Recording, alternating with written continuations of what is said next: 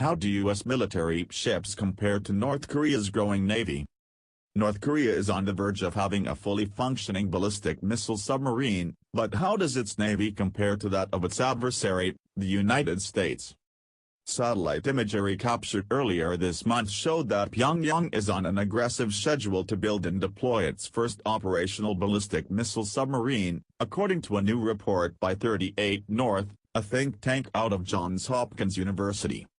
The program is a measure of Pyongyang's strategic ambitions, and another indication that it is unlikely to give up its nuclear arsenal anytime soon, the report says.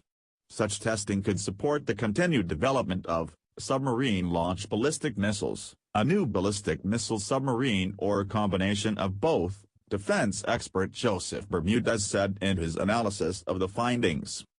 38 North's findings coincide with earlier reports about North Korea increasing its shipbuilding activities. In August, CNN reported that the U.S. military detected highly unusual and unprecedented levels of North Korean submarine activity.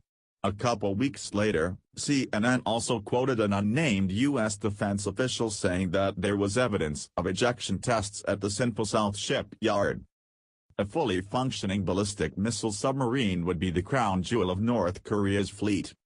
But despite Pyongyang's recent build-up, its navy is a substantial mismatch with American warships.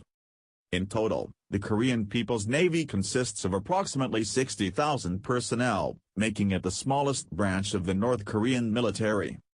According to a report by the National Interest, the KPA consists of a naval headquarters, 2 fleet commands, 16 squadrons, 2 naval sniper brigades and scattered coastal defense units. It is estimated that KPN operates somewhere around 900 outdated vessels, most of them gunboats limited to calm seas and operating within 50 nautical miles of the coast. In addition, according to a 2010 multinational report, the Korean People's Navy operates 70 submarines. The U.S. Navy, in contrast, is a behemoth. It is made up of over 324,000 active-duty personnel and another 100,000 in reserve. The U.S. Navy also has a fleet of over 400 ships, 279 of which are deployable for battle. The rest consists of a dozen aircraft carriers, the largest aircraft carrier fleet in the world, amphibious assault ships, and nuclear-armed submarines.